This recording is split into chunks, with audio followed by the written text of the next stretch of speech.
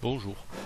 Cette vidéo a pour objectif d'expliquer ce que l'on entend par formulation d'un médicament. Alors la formulation d'un médicament, c'est plusieurs choses. Tout d'abord, c'est l'aspect physique du médicament, autrement appelé la forme galénique.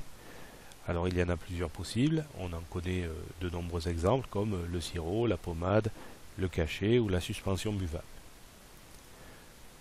Une autre dimension très importante de la formulation d'un médicament, c'est ce que l'on appelle le principe actif.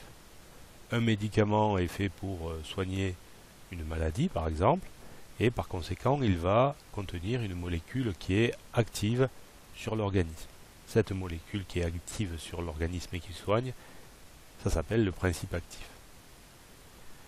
Le pharmacien et le médecin vont doser la prise du médicament en fonction des informations qui sont données sur la boîte. Enfin, un dernier aspect de la formulation d'un médicament, c'est la présence d'excipients.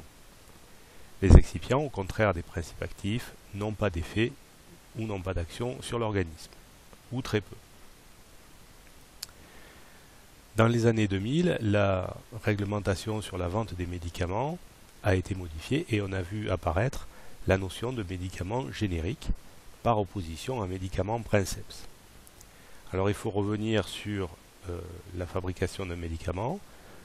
Les médicaments sont fabriqués, sont conçus par des laboratoires au cours d'actions de recherche et de développement qui sont longues et coûteuses.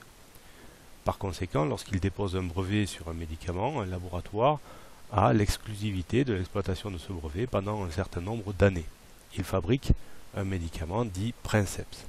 Au bout d'un certain nombre d'années, on peut considérer que ces frais de recherche et de développement ont été remboursés et par conséquent, l'exploitation du médicament tombe dans le domaine public et d'autres laboratoires pharmaceutiques ont la possibilité de fabriquer ce même médicament. On appelle ça alors un médicament générique.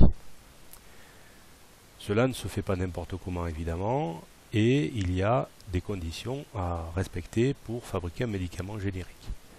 Le médicament générique doit contenir le même principe actif que le médicament princeps. C'est exactement la même molécule. Mais par contre, le médicament générique ne contient pas forcément les mêmes excipients.